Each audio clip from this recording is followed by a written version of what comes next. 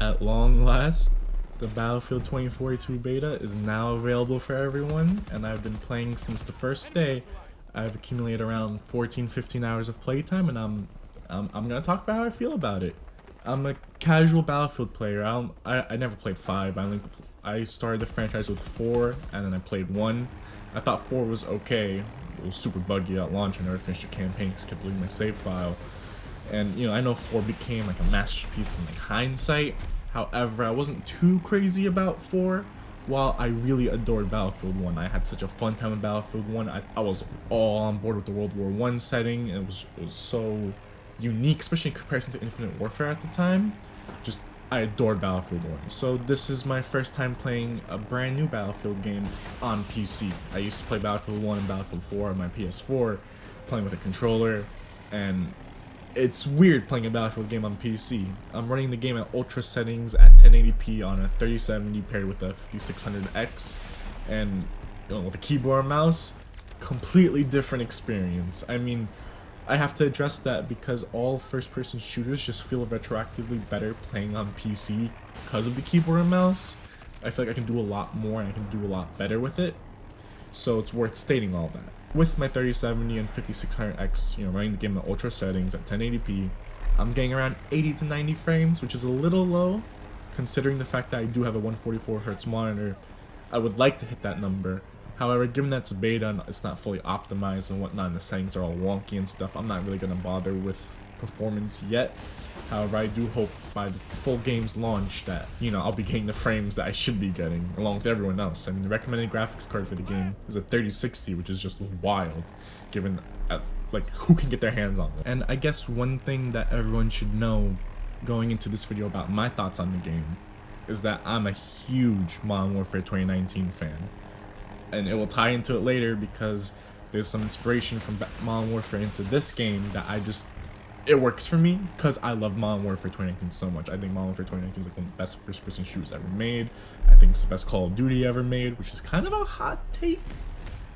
I mean, it is what it is. I'm just a huge fan of Modern Warfare 2019, so I feel like that should frame your perception of where my opinion aligns with you. If you didn't like Modern Warfare 2019 and you played the beta, then we're probably gonna have disagreements because I feel like the odd one out sometimes when I talk about how much I love Modern Warfare 2019 to my friends or whatever. So, yeah. So I'll be talking about the beta in 3 facets. I'm gonna be talking about the good, the bad, and the ugly. And I guess, starting off with the good, the first thing I can say is that it's a lot of fun. Like, I'm having a lot of fun playing the game. It's very fast paced. I feel like you're very mobile with the grapple hook. It's just, I put 14 hours over the course of like 3 days while I'm a college student who's also working part-time. Like, the fact that the beta was able to hold me for that long despite being such a stressful time in my life right now, it speaks to how much fun I was having. And I mean, I don't really have to say this, but I have to address it. The visual effects look amazing. The storm, the rocket taking off, all the smoke, fire, vehicle destruction, bits and chunks of like metal flying everywhere.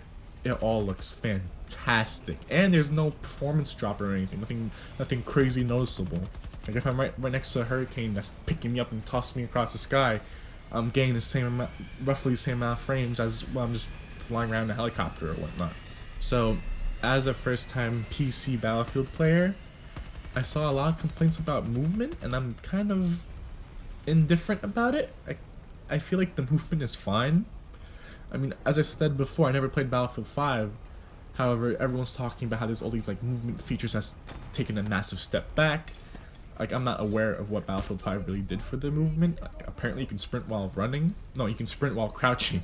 You can sprint while crouching and some other stuff. However, playing the Battlefield beta, I just feel like it's a fine movement system. I think the grapple hook really helps out. And, like, what else is there to say about it? I always felt like Battlefield was a little bit more floaty than COD or other first-person shooters, which I kind of have an issue with, but it's not that big of a deal. It's just how the game feels, so it's whatever. To my knowledge, this game has tactical sprint, just like Modern Warfare 2019, and I love it. I've grown accustomed to it because of Modern Warfare 2019, and that's the reason why I probably broke like 2 controllers just from spamming the joystick down. However, playing on PC, attack sprint's just so easy. It doesn't have the same sense of oomph and weight as Modern Warfare did. However, Modern Warfare really rose the bar on the quality of animations and sound and everything, just give you a sense of like how you actually feel. While Battlefield, you know, as I just said, it's very floaty, so it's whatever, it's not that big of a deal. But I do like the inclusion of attack sprint.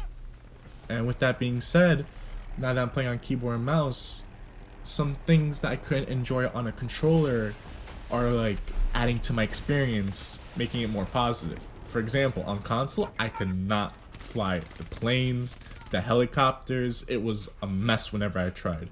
Battlefield 1, they made the biplanes a little easier to fly. So much fun, though I do feel like your flares they come back a little too quickly.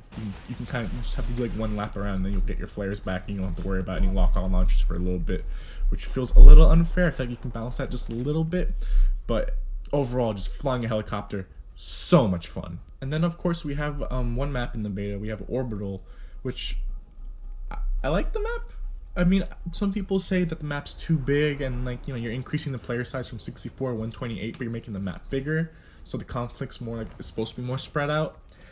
And people complain about how there's just long periods of time where you're not doing anything, and I don't quite get the complaint. I feel like there's always constant fighting on the various points, and even if, you know, the area you're in has no enemies, you can always just, there's so many vehicles like around the map, you know, Tesla trucks and whatnot, they can just take and just drive to another point. There's at one point, I believe it's point F, that's like on the other side of the map. However, there's always some like conflict going on there, so it never felt like going there was pointless, because there's always something to do over there, so it's whatever. And speaking about the map, there's emphasis on this game with how the weather changes the map and how it visually looks completely different. I mean, the map does feel really different when you're in the daytime, and then you have this huge thunderstorm that happens, and then you have a hurricane coming in, and then you have a rocket launch going on while you're fighting. It's a lot, but it's really, really cool. And stuff like the storm, for example, it does impact how you play. When you're using a chopper during a storm, like in cockpit view, it's very hard to see what the hell is going on, because there's rain and like everything's like a darker tint. It's just hard to see everything. So like it's cool. It does affect the gameplay to a certain degree, and Hurricane does feel like a gimmick, but it's a really fun gimmick. Everyone just goes towards it. It's really cool seeing everything get picked up. I've even seen cargo crates get picked up. I haven't gotten hit by one while I was in the Hurricane, but like it's cool that I can pick up some things from the ground. Though I wish the Hurricane did a little bit more damage. I wish it kind of like broke buildings apart and whatnot. But I'm not complaining too much because I already think it's so cool. So that's about what I have for the good. Going on to the bad, it's really hard to drive cars. Like if the road is not perfectly flat and there's like even like one crater in the road, you will bounce and lose control, and if you hit like a wall going just a little bit too fast, you'll lose like 20% of the car's health, and it's like, what? However, I do feel like this has been a problem with Battlefield since I first played 4. I feel like driving the Jeep, and then Battlefield 1 driving the motorcycles and stuff was way too chaotic, very hard to keep a sense of control. It's always been a headache, so it's not, that's why it's in the bad and not the ugly, because I just feel like this is a Battlefield thing. And another thing that I can count as a bad thing is, yeah, I mentioned this earlier, but the sound for certain things and animations just seem kind of lackluster. I might just be spoiled from Modern Warfare 2019, but you know, all Battlefields have this general sense of flowiness with the animations, as well as this sense of weakness due to the audio being subpar. However, there's some weapons that really just, like the AK for example, I feel like it should really punch and kick, but it doesn't, so it feels weird from that point of view. And now we're getting to the thing that has definitely had a lot of people very upset, and it's the inclusion of specialists. And I put them in the bad, not the ugly category, because as you know, I'm not a major Battlefield guy. I don't care much about the class setups of previous game, so I'm not crying over losing, you know, the engineering class or sniper class, for example. But oh boy, specialists are useless in this game. Literally, there's no reason to use any other specialist besides McKay, because McKay's grapple hook is just too damn good. It regenerates super fast. You can keep using it. There's no set limit. You can just infinite like hooks that you can shoot with it. There's just no reason to use any other specialist, because the grapple hook just opens up so many gameplay opportunities and so many escapes, and gives you a sense of verticality as well. It changes every encounter, because it's such a, I guess it's such a random tool thrown into the mix that people just don't expect it as of now. Maybe when the game comes out and like everyone's more familiar with it, maybe then it'll be less good in hindsight, because people have the game sense to like counter it or whatever. But I mean, someone's attacking me on top of a building, I'll jump off, grapple hook my way back up, and like they just don't expect it. Like, there's no reason to use any other specialist. So yeah, so that's in the bad, and that wraps up the stuff that I think would belong in the bad. And now we're going to the ugly, and the first thing I have to talk about is everything that is not present in the beta. And by that I mean I keep hearing like stuff from the devs saying, oh, this feature will be in the final game and whatnot, and this is an old build and we fixed this and it's like in the final game, blah blah blah. And I'm just flabbergasted that certain things that should be given in a first-person shooter are not in the beta. And I can't tell you what is worth critiquing, because I have no idea what the hell will make it into the final game and what won't. There's stuff that's just mind-boggling to me, like the fact that I can't customize my attachments without being in a game. I have to be in a game to customize my attachments. Like what the heck? My attachments don't save on death, so every time I spawn in, I have to re-equip every attachment. It's like, why? What? Why is this not in the beta? And there's no global leaderboard. You have to like press escape and go through the menus, and then it pops up. I can't just press tab and see how I'm doing in comparison to everyone else in the lobby. Like, what? I don't want to harp on this for too long, because I really don't know what will be in the final game. So I'll leave it at that. And then the next point that I have on my list is, you know, this is the first time I'm ever gonna say a quote-unquote bad word on my channel, but it feels justified. The user interface is dog shit. I'm gonna pull up a picture of the settings right now, and I cannot tell you what's turned on and what's turned off. I have to literally switch between the two just to get a sense of, oh, okay, so this is how something turned on looks like, and this is how something turned off looks like. It's so bad. And then there's just things from the previous games that are gone for no reason. Like, Battlefield 4, they introduced like this camera on all the operators, or whatever, all the soldiers, so you can get like a point of view before you spawn in, right? They got rid of it, so now when I spawn in on a teammate who's at the only building in the map, I can't tell if I'm spawning in at the bottom or the top, or if I'm parachuting from the top. Really have no clue what the hell is going on. And then the clunky UI mixed with stuff like vehicle spawns, for example, not being accurate, it just makes it so frustrating when it doesn't work. It'll show a transport helicopter and small helicopter with 2 miniguns available for spawn, except it's actually broken, and only one of those things can spawn, despite them giving you the option of both vehicles. So I'll spam the small helicopter, nothing will happen, I press the transport helicopter and it works. Why the hell would you tell me I can use a small helicopter if I can't use it? And it's just mind-boggling decisions that are just so, like, what? Like, look at the map at the bottom left. Why are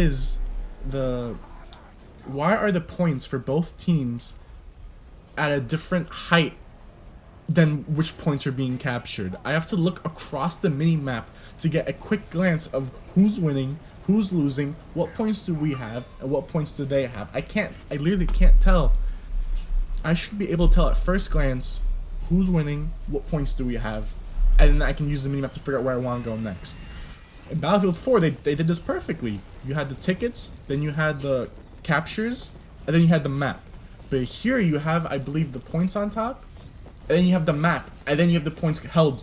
So I have to look through I have to skim. It's just a waste of eye retail space. My eyes should not be scanning the whole thing for everything that I need. I should just take a quick glance, and that's it. It's just, you know, DICE hires people to design the UI, And yet there's little things like this that they just drop the ball on, and it's like, why the hell did they hire you? I don't want to condone hate towards the devs or anything, but I'm just over there thinking, why? And the final thing that I'll talk about for the ugly section is that there's, and of course everyone was expecting this at some point, there's a lot of bugs that really take you out from the game. I don't want to harp on the visual bugs too much on a game of this scale and the online nature, and there's just so many variables in play. But I've gotten accustomed to all the jets randomly spazzing out in the air and continuing their flight path. But I've had glitches where I spawn into the map and I can't move. And I had this one glitch where I died and got revived by my friend, but I was stuck in a down animation. I can just roll my head, which spawned this hilarious clip that I'm going to show you right now. Like, the game is so... If these glitches are there at launch, and they will be at launch, it's a Battlefield game, they always launch broken. I just hope it doesn't harp on my fun too much. So, with everything being said, my final thoughts on the beta, despite me focusing a little bit more on the negative than the positive, is that, well, with this build supposedly being months old, it's really hard to gauge which of my complaints that I talked about will be addressed in the final build.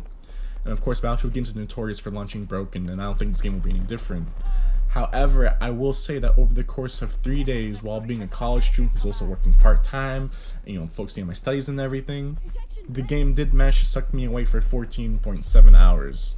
And for the most part, I really enjoyed what I played, even when certain things were not gelling with me exactly. I've heard lots of complaints about the map, but I really did enjoy Orbital as a map. And knowing how different it felt for me with the different weather effects and like the in-game events going on, it bodes really well for the rest of the 6 maps. That's not even including the remastered maps and content that's in the Portal game mode. And there's also that whole other third game mode called Hazard Zone, I think, which we don't know anything about, besides it's like some squad-based like game mode. So, because I had a lot of fun playing the beta, I will be getting the full game on launch. However, I'm not optimistic about most of my grievances being addressed. However, my grievances, though they are really annoying, they're not enough to ruin an entire game session for me. I'm simply having way too much fun playing the game to the point where I want to keep playing. And I know when this beta closes down, I'm gonna have withdrawal symptoms because I had a really fun time playing. So maybe I'll actually buy Battlefield 5 on sale and check that out, and see how that shapes my view of Battlefield 2042. But as of now, I mean, despite everything, I really did have a fun time playing the game. And I am hoping the best for DICE. I'm hoping this launch goes smoothly. I hope they address most of the problems people have with the beta. And I guess we'll see what happens. So thank you guys for watching. I'll catch you next time. Peace out.